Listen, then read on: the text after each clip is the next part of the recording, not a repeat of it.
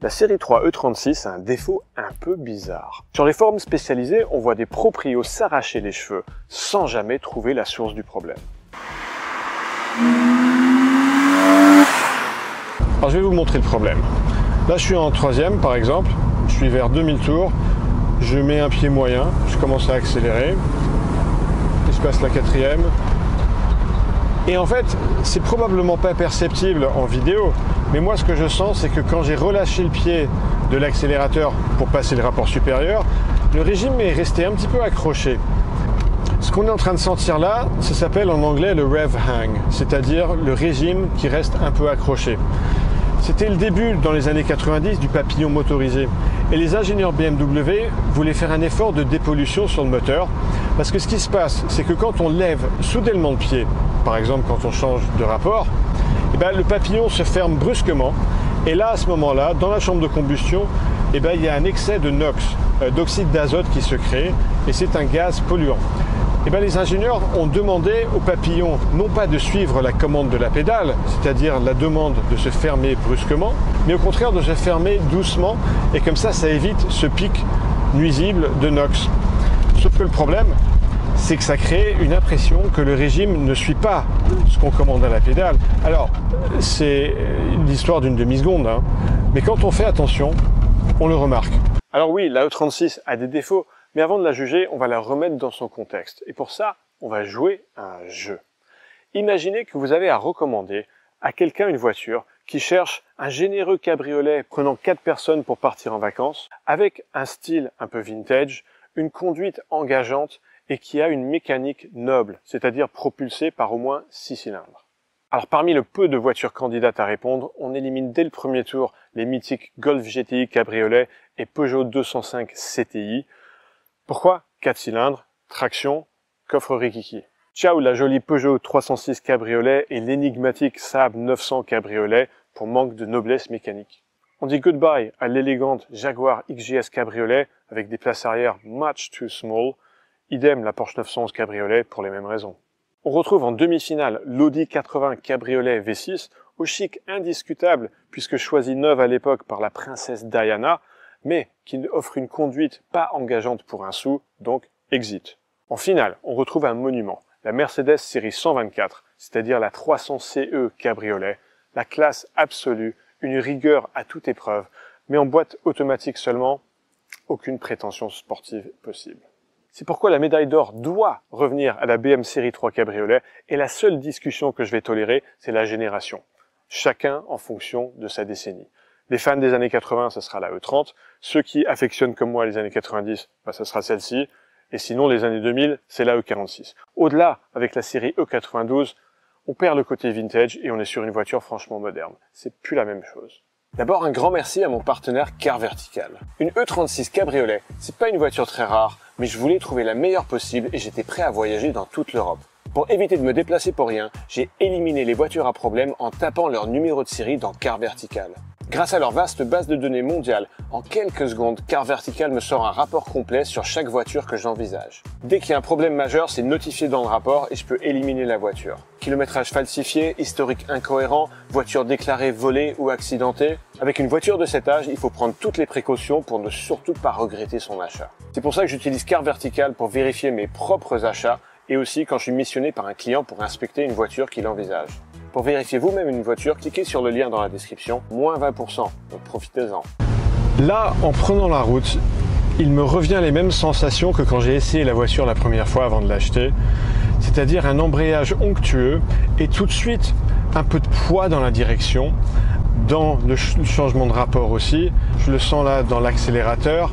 C'est-à-dire qu'il y a de la substance, il y a de la solidité. Toutes les commandes, toutes les surfaces de contrôle sont homogènes et cohérentes entre elles. Ça, c'est une qualité qu'on retrouve bien souvent chez BMW. On sent le poids de l'ingénierie.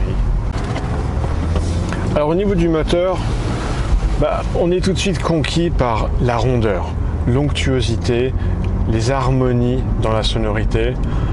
C'est quelque chose qui invite au voyage au long cours, c'est quelque chose qui invite à la détente, à la relaxation.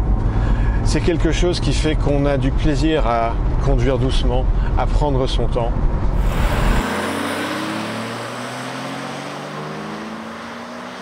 C'est la troisième génération de série 3. Elle succède à la mythique E30 qui lui fait un peu d'ombre en collection. Et avec la E36, BMW rentre résolument dans l'ère moderne. Le châssis, désormais, tient la route, y compris sous la pluie. Et les motorisations sont sophistiquées et puissantes. Mais en même temps, on est encore dans les années 90, donc on n'a pas encore trop d'électronique. On a des voitures sur lesquelles on peut travailler si on le souhaite. Et on a une expérience de conduite qui est très mécanique, pure et authentique. Alors, je suis pas en grosse attaque, hein. Simplement je suis en balade rapide et cette voiture fait tout à fait le job. Notamment parce que les commandes sont agréables, notamment parce qu'on a une boîte manuelle. Ça change tout.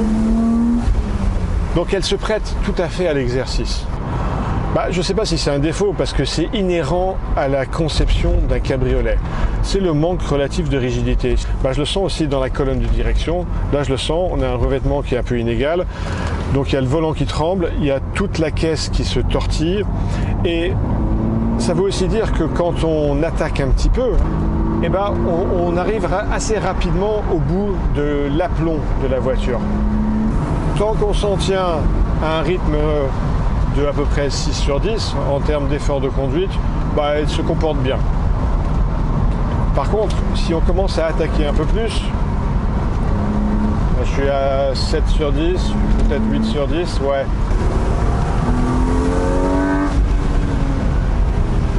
On sent qu'elle perd son aplomb, on sent qu'elle sort de son domaine de prédilection et qu'on est en train de la forcer à faire quelque chose pour lequel elle n'est pas faite.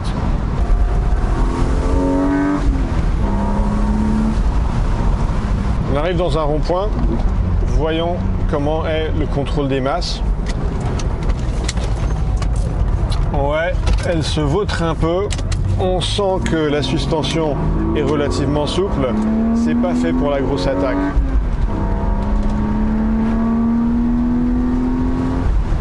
Alors ce qui va un peu avec le manque de rigidité, c'est une impression permanente de lourdeur. Là déjà, en démarrant, j'ai déjà une impression de lourdeur. Quand je passe la seconde, alors j'évolue doucement. L'impression de lourdeur est déjà là. C'est même un peu surprenant, c'est-à-dire je pense que c'est dû à plusieurs choses. Je pense que l'embrayage, il mord un peu plus haut sur la pédale et il est plus souple, plus progressif que celui de la M3. Donc ça donne une voiture qui part moins vivement quand on débraye. C'est aussi le rapport de pont qui est assez long pour favoriser le raffinement et le silence en cruising sur autoroute par rapport à une M3. Et c'est aussi le poids à proprement parler, parce que cette voiture, elle a à peu près 100 kg de renfort en acier pour renforcer la coque. Et tous ces éléments mis bout à bout, ça donne une impression de lourdeur. La version cabriolet, apparue en 93, est d'une élégance rare. En tout cas, une élégance qu'on ne retrouve plus du tout aujourd'hui, malheureusement, chez BMW. Mon détail préféré, regardez, on a une sorte de plage arrière sur laquelle on a envie de s'allonger pour bronzer. Ça me fait penser à un bateau qui navigue sur le lac de Caume. C'est vraiment sublime. Alors maintenant, place au moteur. Parce que la E36 a été équipée de pléthore de motorisations différentes, de l'humble 4 cylindres jusqu'à l'onctueux et musical 6 cylindres à partir de la 320i, en passant par la 325 et ici la 328. Ici, c'est le M52 B28, le haut de gamme si on exclut les versions M. Le 2,8 litres succède au 2,5 litres et ne gagne que un petit cheval, passant de 192 à 193 chevaux. Mais attention, c'est pas toute l'histoire parce qu'il gagne 35 Nm de couple et a un régime 750 tours plus bas que le 2,5 litres. Et ça, sur la route, je vous montrerai tout à l'heure l'effet que ça fait. Cette mécanique onctueuse, elle est généreuse, elle est faite pour évoluer sur le couple, sur les régimes intermédiaires. Alors on trouve sur certains forums spécialisés des gens qui disent qu'il faut monter un collecteur d'admission de 325i et ça permet de libérer 20 chevaux supplémentaires. Alors oui, peut-être, parce que simplement au niveau des résonances acoustiques, ça prend la courbe de couple et ça la pousse à un régime supérieur. Et comme la puissance c'est le couple multiplié par le régime, si le couple est développé à un régime supérieur, mathématiquement on a plus de puissance. C'est peut-être une bonne chose à faire sur une 328i coupée, pourquoi pas, pour en faire une voiture plus sportive, mais sur un cabriolet, c'est très bien comme ça, avec le couple situé sur les régimes intermédiaires. Là, je suis en seconde, 2500 tours, j'ouvre en grand, et ça part carrément fort. Je passe la troisième, je reste sur les régimes intermédiaires, je passe la quatrième, je reste sur les régimes intermédiaires. On est en train de faire ce que j'appelle de la balade rapide, là. C'est super agréable. Le plus gros changement, c'est que le M52 a 4 soupapes par cylindre et donc 2 arbres à cam en tête versus seulement 2 soupapes par cylindre sur le M20 de la E30. Alors passer à 4 soupapes par cylindre et 2 arbres à cam en tête, ça introduit de la complexité et donc du coût. Donc pourquoi est-ce que BMW a fait ça? Alors une première raison, c'est qu'avec 4 soupapes par cylindre, on peut loger la bougie d'allumage au centre de la chambre de combustion pour une combustion meilleure. Une deuxième raison, c'est pour faire circuler plus d'air. Parce qu'un moteur, fondamentalement, c'est une pompe à air. Plus on va pouvoir rentrer et sortir de l'air, plus on va pouvoir injecter du carburant et plus on va pouvoir développer de la puissance. La géométrie des cercles fait qu'avec 2 soupapes par cylindre, on peut balayer seulement 50% de la surface du piston.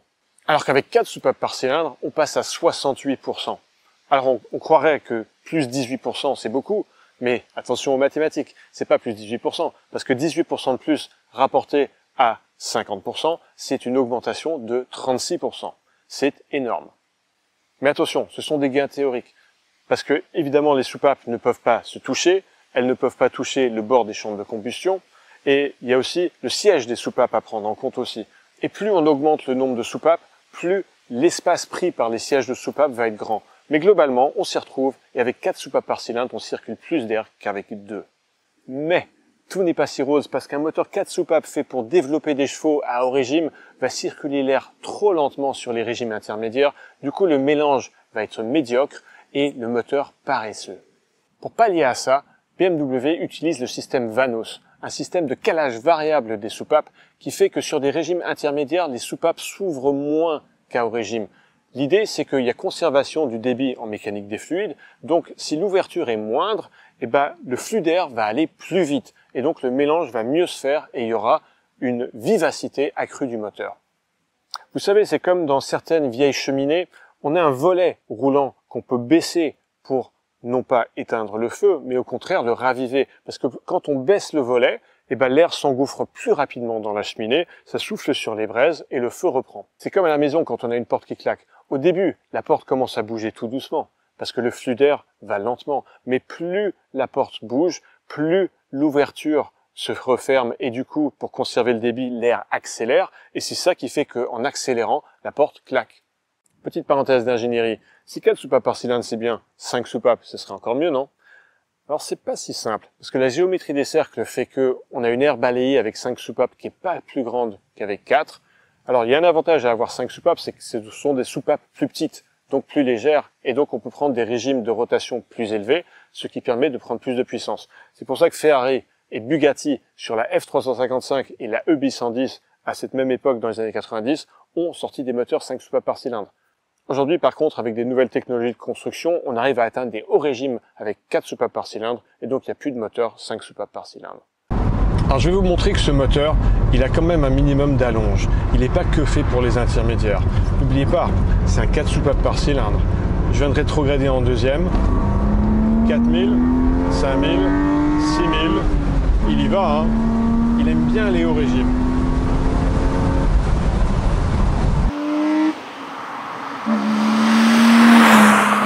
Je vais vous faire écouter l'admission directe. Vous remarquez qu'au ralenti, c'est juste un moteur normal. Également, quand on évolue sur un filet de gaz, c'est un moteur complètement normal. C'est quand on ouvre en grand qu'on entend l'admission directe. Là, je vais passer la seconde et on y va. Vous avez entendu ça? C'est jouissif. On a une sorte de bruit caverneux sur les régimes intermédiaires et qui devient une franche gueulante jouissive sur les hauts régimes.